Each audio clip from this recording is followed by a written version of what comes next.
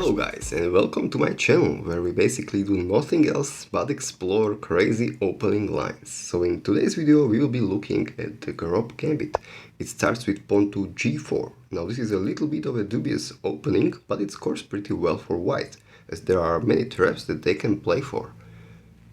So what we should do is counter their traps with our own traps. So we'll play pawn to d5 here. Now most guys go for bishop to g2. This is the Grob Gambit, and we are going to politely accept this offered pawn. Now there is only one move that gets played here, and it is pawn to c4. Here on move 3 we are already going to play a surprising move, and it is pawn to d4. So we are opening up this, which most guys will happily capture. And after that we'll just develop our knight to d7. This is known as the Romford countergambit, and we are offering a rook for a bishop. Now if you turn on the stockfish, it likes to capture this, but the stockfish 16 actually wasn't a great fan of this move. But anyways, 95% of players are capturing this rook, and after we recapture with our queen, we can see that black is doing better and the eval is -1. Also, the name has changed to Fritz Gambit for some reason. I don't know where this Fritz guy came from, but I'm inspired. I'm inspired to name the next move the Can't Touch This Gambit, because our bishop is hanging, but they will never be able to actually capture the bishop. Anyways, let me just tell you, the pawn to f3 is the only correct move here for white, and the reason is we are actually threatening to capture their rook. And if they would play this second most played move, which is knight to f3, we are already winning after pawn to d3.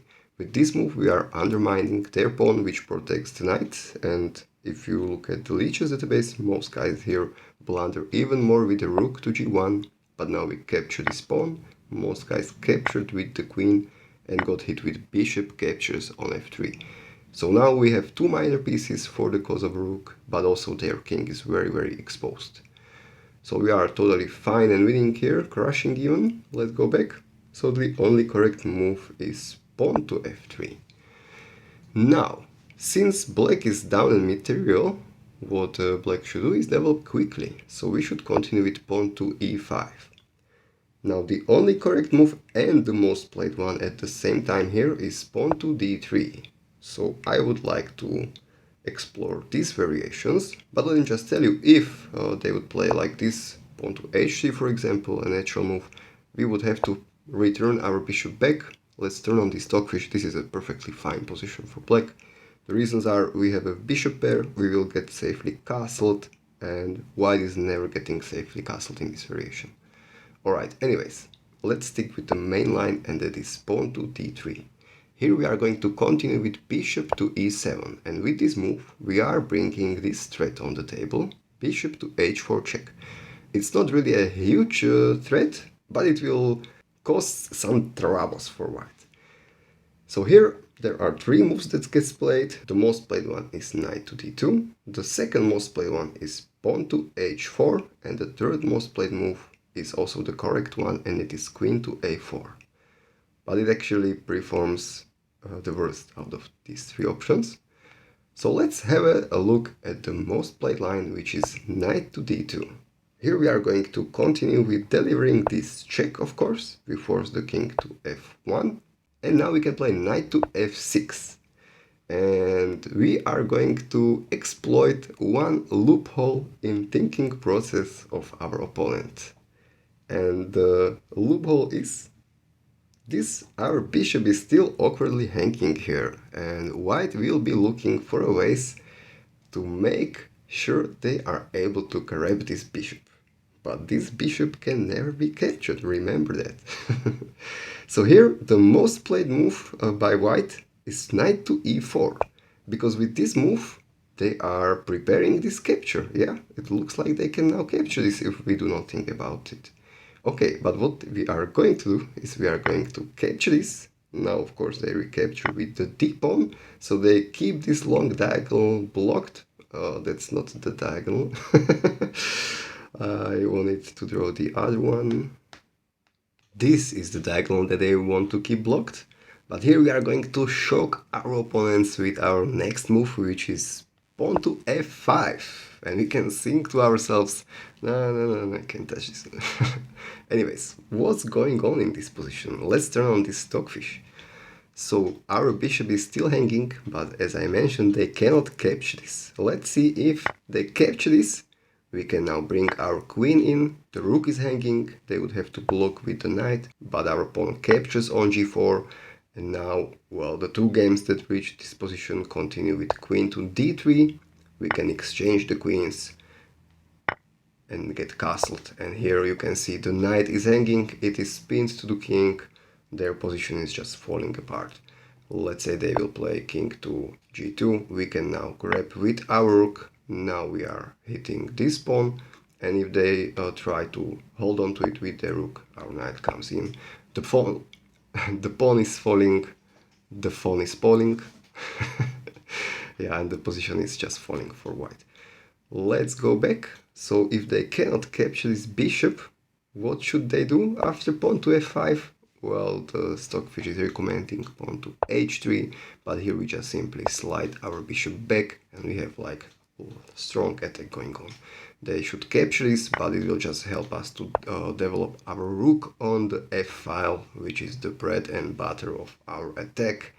And here, after something like this, look, we can even capture this pawn with our queen, because once they recapture, their queen is hanging and their king is just weirdly cut off, their pieces are undeveloped, and yeah, you can have fun playing this with the black pieces.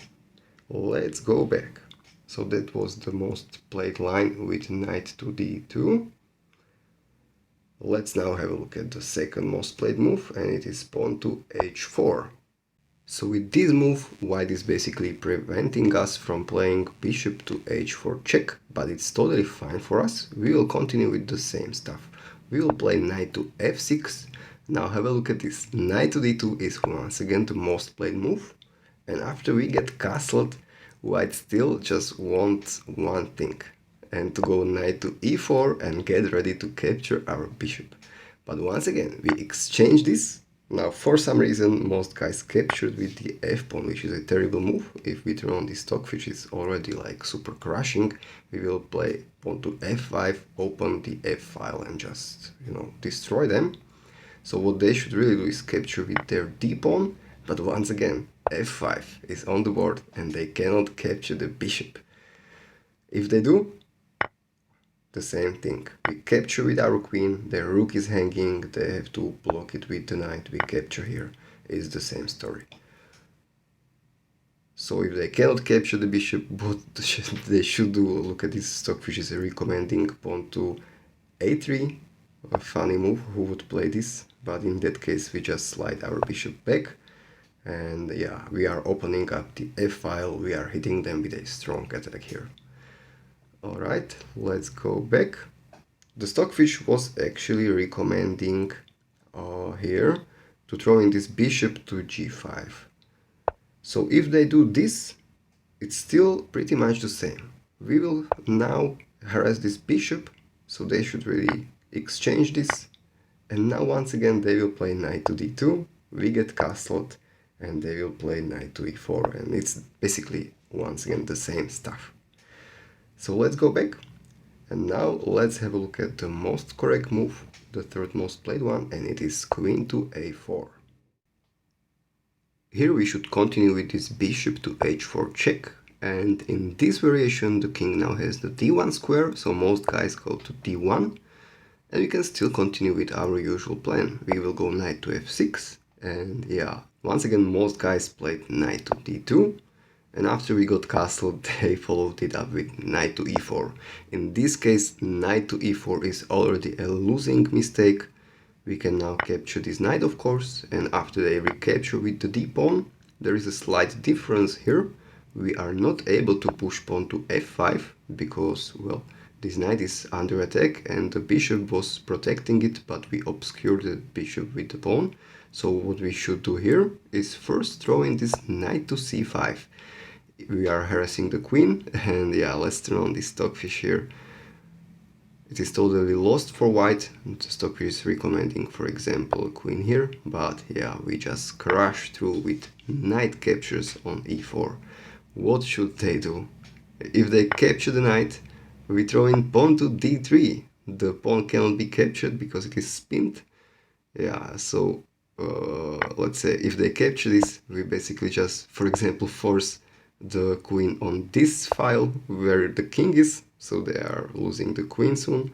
And if they move the queen somewhere else, we capture here. Yeah, and the stoppage is saying the queen is lost. They should capture the bishop.